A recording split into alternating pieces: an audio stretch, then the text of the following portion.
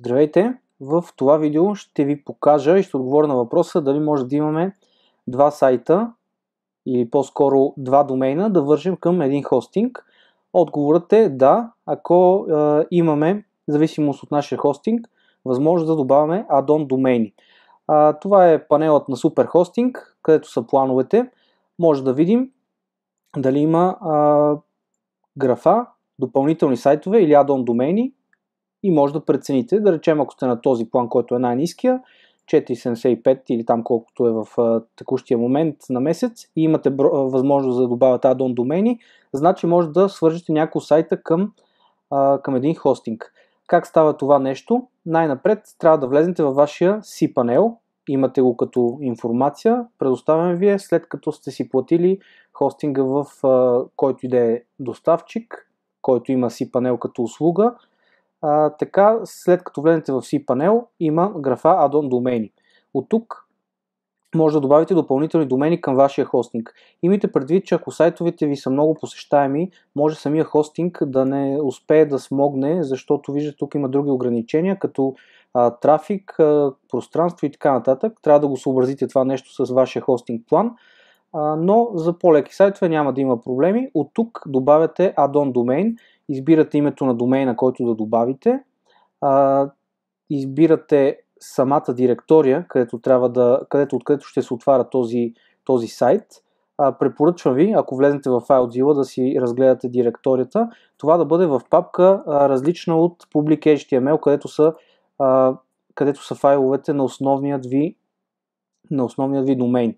Съответно, в конкретния случай аз съм го направил в папка Sites, която се намира в моят хостинг, и тук може да се качват различни сайтове, прави се папка на самия сайт и от add-on домейна се добавя, като се избира името на самия домейн, който ще добавяме. FTP потребител не добавяме, самата основна директория е важно, да речем, ако искаме да го сложим в Sites, и тук вече да избираме самата папка на домейна, който ще добавяме, и там качваме всички файлове за самия сайт.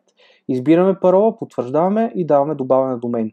След като това премине успешно, ще ни сплави такова поле с add-on домейн и основна директория, която може да променим, ако желаем след това. Има и потребителското име и може да добавяме различни пренасочвания към други домейни.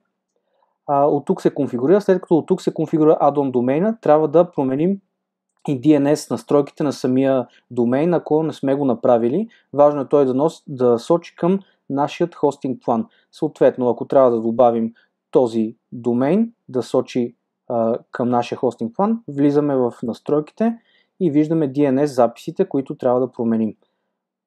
В общия случай, в конкретния сега в момента, той е насочен правилно, но ако сте го закупили от някъде другаде, може тук да няма никакви настройки и трябва да въведете ръчно вашите DNS адреси, които сте получили от хостинг провайдера.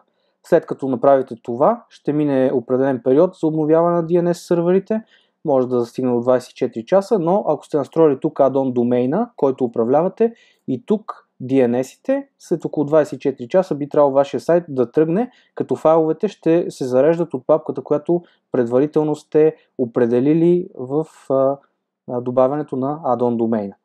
След това вече трябва да имате допълнителен сайт към вашия основен, който да си е всъщност напълно отделен, но да се хоства от същият хостинг, който сте си закупили. Това е.